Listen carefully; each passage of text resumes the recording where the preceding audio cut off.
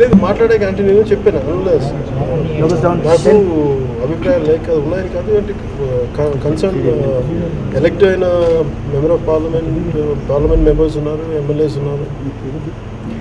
ఇంకా వాళ్ళు ఎవరు ముందుకు వాళ్ళు ఎంతవరకు తీసుకెళ్తారో చూస్తాను. స్టిల్ అది లేదంటే నేను అనేది ఏదైనా మాట్లాడితే ఏమవుతుందంటే ఇది చాలా కాషియస్గా జాగ్రత్తగా మాట్లాడాల్సిన విషయాలు, ఏదో ఆవేశంతో అనాలోచితంగా మాట్లాడేది కాదు. ముందుకు వస్తే దానికి ఎంతో కొంత ఒక పరిష్కారం సూచించేలాగా ఉండాలి. నాకు గొడవ పెట్టుకోవడం అనేది నాకు బేసిక్ ఇష్టం. అట్ ది సేమ్ టైం రాష్ట్ర ప్రభుత్వం ఉంది, వాళ్ళ పార్లమెంట్ మెంబర్స్ ఉన్నారు, ప్రతిపక్ష వైఎస్ఆర్సీపీ ఉంది, వాళ్ళందరూ ఏం చేస్తారో చూద్దాం. అంతేగాని నేను నిజంగా కేంద్ర ప్రభుత్వం చేయలేని పరిస్థితుల్లో ఏదైనా ఉంది అంటే దాన్ని నాకు కూడా నేను ఆలోచన అయితే ఉంది, కానీ దాన్ని ఎలా ముందు తీసుకెళ్లాలో చూస్తున్నాను.